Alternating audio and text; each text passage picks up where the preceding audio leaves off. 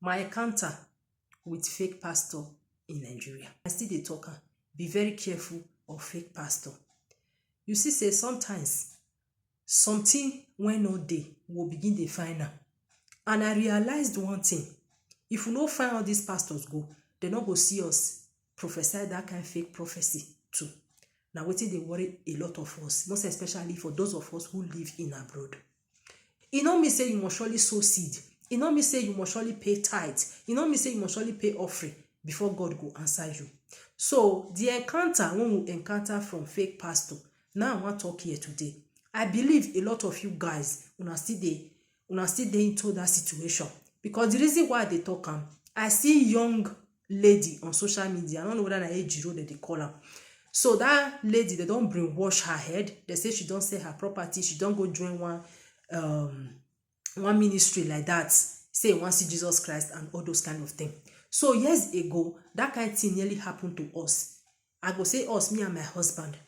In 2009, I was pregnant with my first child when God go bless. So during that pregnancy, now we take know this pastor. Now somebody very close to us now introduce that pastor to us. So now so the pastor go call, he go begin dey ask, how here be. We'll just still tell am like that. So small, we know say this pastor, he can't dey use our brain. This pastor, he go call, he go tell me say, make I do fasting. Say make I not use operation take born. There is enemy surrounding me. Say I need see am for vision also. Na baby boy now I wan born. Say make I begin dey pray.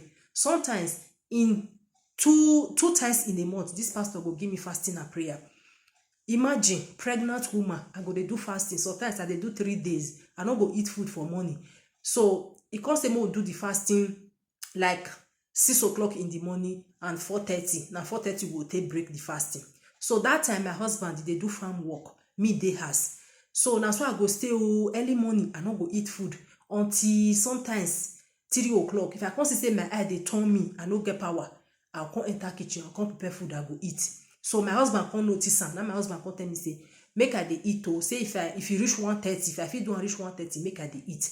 Until one day I come go hospital, doctor come dey complain say, pikin no dey grow for belle. Why I no dey eat? I need to dey eat fruit. I need to dey eat vegetables and fish. Say dey very, very good for pregnant woman. I come tell am say I dey eat o. Na so my body be, all those kind of things. But they no know say I wan use fasting take by myself. This man go call, and so the man go dey talk different kind of things. He get tree when dey for our backyard. They go bury our names there. This, that. Mo come sow seed.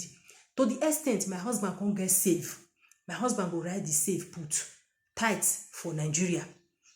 Every month, if my husband dey put money for there, every blessed day, less than 10 euro, my husband dey put am there anytime when he come. If month come end, my husband come open am. Maybe sometimes 300 euro, sometimes like 200, 150. Make I no lie, the one when I remember. My husband come gather and he go call the pastor. He go send the money for am. The pastor was like, hey, he don't jam people. And so this pastor come take the scam us. Until one day, the pastor come say, in see vision. Say, God tell am say, make we buy car for am. Say, if we buy car for am, anything wey we want, say God go do am for us. Say, get one person when he pray for one day for UK. Say, the person just come now, he carry car come for am. And my husband come say, where for one see money for car? We still dey try to better our life here. His wife, he get belle, he never born. He say, if we no buy that car for am, say something bad go happen to me. We were scared, very, very scared. Now my husband come say, we don't fit buy another thing give you. Now he say, okay, only the thing when we fit do. Say, we come make vow. Say, if we vow, then he go pray for us, everything go dey okay. Now my husband come say, okay, how your church be? He can't explain. Now my husband come vow. We can't still from here send money. Guys, to cut everything short, that man really chop money for our head. But he come to a stage when I come begin the reason. Waiting I dey do all these things for. God give me life. I dey healthy. And I'm pregnant. Why I no go just focus on my pregnancy? Enjoy this pregnant period. Eat my food. Enjoy myself. Why? So until when I come born, I come use CST born, and God come bless me, come my first daughter.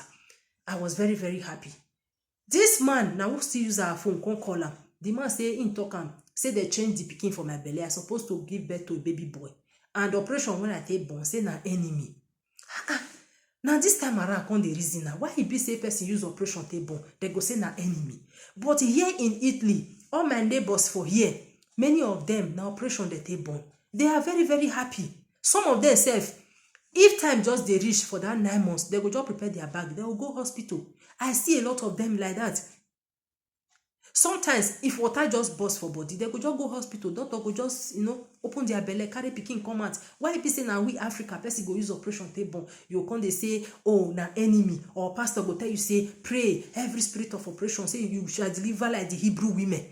What if pikin can't stay anyhow for belle? Doctor no get the right to tell you say, you need to tear the belle, carry pikin come out. They go say na people, na enemy, na enemy.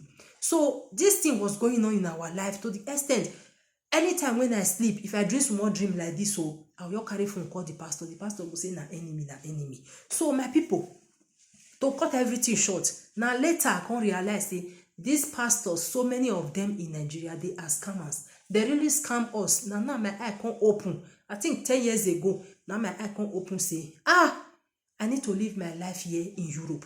I need to forget all these things. I can't realize a dream na normal. If you dream, all you need to do now to just kneel down, pray against it as a child of God. It no mean say you dey go church before God go answer you. You understand? It no mean say you must surely sow seed or come pay tithe.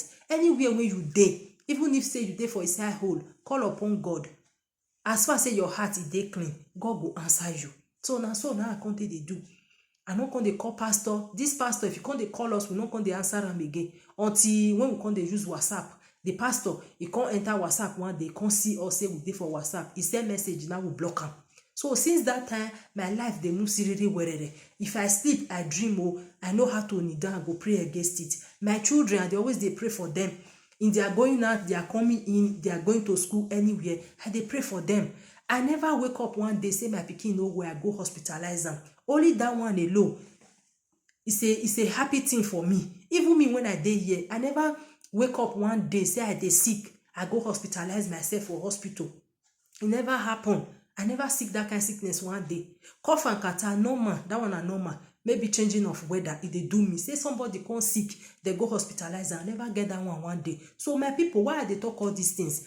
Sometimes, you see all these pastors in Nigeria, many of them, not be all though, many of them, they be scammers. So just be very careful. As far as they call themselves pastors, say that they hear from God. Even you, when be ordinary person, you can still hear from God. Because we all believe saying that God now he create everybody. Why you not go need that? Why you not commit yourself to God? God go answer you.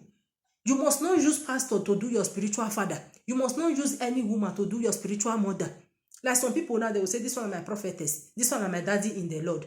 Why you two not go kneel down, pray that prayer when they pray? And again, one thing when I go know, sometimes all these pastors, they get their own problems.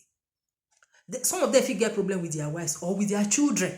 They go they battle on their own, but you go carry your own. They'll just look you, I beg you, everybody get their own problem. Why you two not go settle your own? Kneel down, pray to God. God go answer you. Like some of una now when they for this abroad here now, I pity una. One go they send money for pastor. Oh, paper.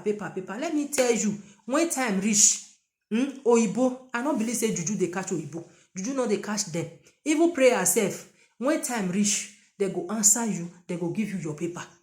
If you do bad thing, you go carry market, or you go rape somebody, or you go thief, or you buy somebody. If you like, they pray to God, may they give you that paper. That paper they no agree give you. As far as say your name don't dey for that blacklist, and you go suffer for it. Now so it happen for this abroad. So make we stop to dey depend on fake pastors or to dey depend on anybody.